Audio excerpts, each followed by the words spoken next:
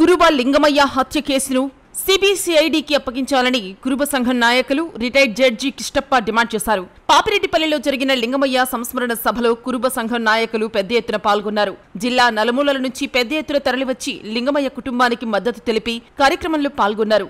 ఈ సందర్భంగా రాజహంస శ్రీనివాసులు మాట్లాడుతూ కురుబలు అమాయకులనే ఉద్దేశంతోనే ఇలా హత్యలకు తెగబడుతున్నారని ఆగ్రహం వ్యక్తం చేశారు. దీనిని ఏ రాజకీయ పార్టీ నాయకుడు కూడా ప్రోత్సహించకూడదన్నారు. ఎవరి బంధువులు చేసినా అది ఆ పార్టీ నాయకుల రాజకీయ మనుగడకే ప్రమాదం ఏర్పడుతుందని అభిప్రాయపడ్డారు. రిటైర్డ్ జడ్జి కిష్టప్ప మాట్లాడుతూ కురుబ లింగమయ్య హత్య కేసులో పోలీసుల వ్యవహార తీరు సరిగ్గా లేదన్నారు. ఏకపక్షంగా వ్యవహరించినట్లు స్పష్టంగా అర్థమవుతోందన్నారు. అందుకే ఈ కేసును సిబిసిఐడికి అప్పగించాలని ఆయన డిమాండ్ చేశారు. అప్పుడే బాధిత కుటుంబానికి తగిన న్యాయం జరుగుతుందన్నారు. దారుణంగా హత్య చేయడం చాలా బాధాకరమైన విషయం. ఈరోజు వాళ్ళని పరామర్శించడానికి ఒక రిటైర్డ్ జిల్లా న్యాయమూర్తిగా నేను, మా కురుబ సంఘం పెద్దలు అందరూ కూడా ఇక్కడికి విచ్చేయడం జరిగింది.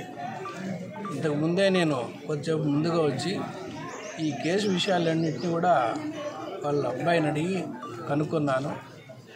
ఈ కేసులో చనిపోయినటువంటి లింగమయ్య గారు ఏ విధమైనటువంటి బ్యాడ్ హిస్టరీ అనేది లేదు.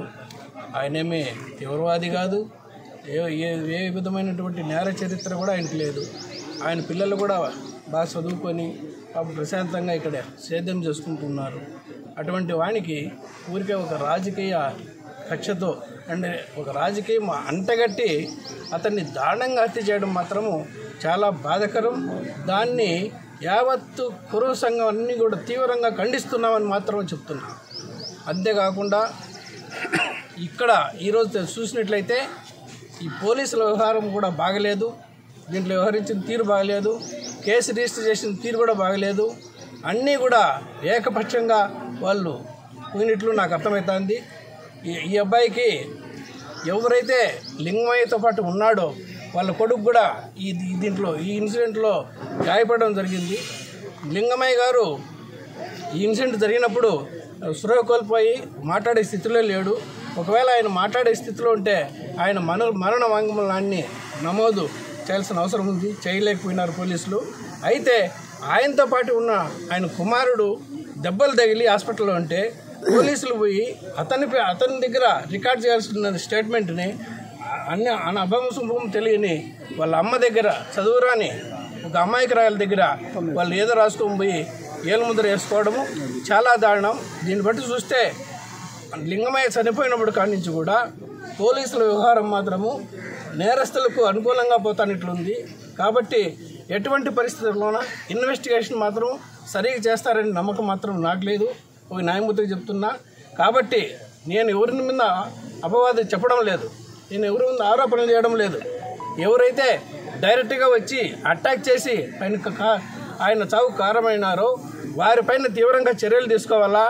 ఇక్కడ లోకల్లో పోలీసు వాళ్ళు సరిగ్గా చేయలేదు కాబట్టి దీన్ని వెంబడి సిబిసిఐడికో లేకపోతే వేరే సంస్థకో ఈ కేసును అప్పచెప్పాలా.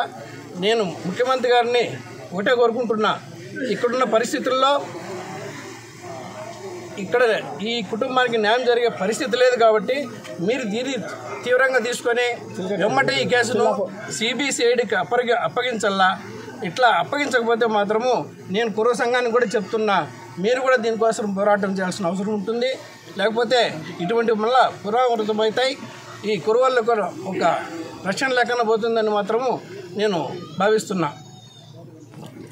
రామగిరి మండలం పాపిరెడ్డిపల్లి గ్రామంలో క్రీస్తు శేషులు లింగమయ్య గారి యొక్క సంతాప సభకు ఉమ్మడి అనంతపురం జిల్లా నుంచి యావత్ కురుబ కులస్తులందరూ కూడా పల్లె నుంచి ఇక్కడికి రావడం జరిగింది.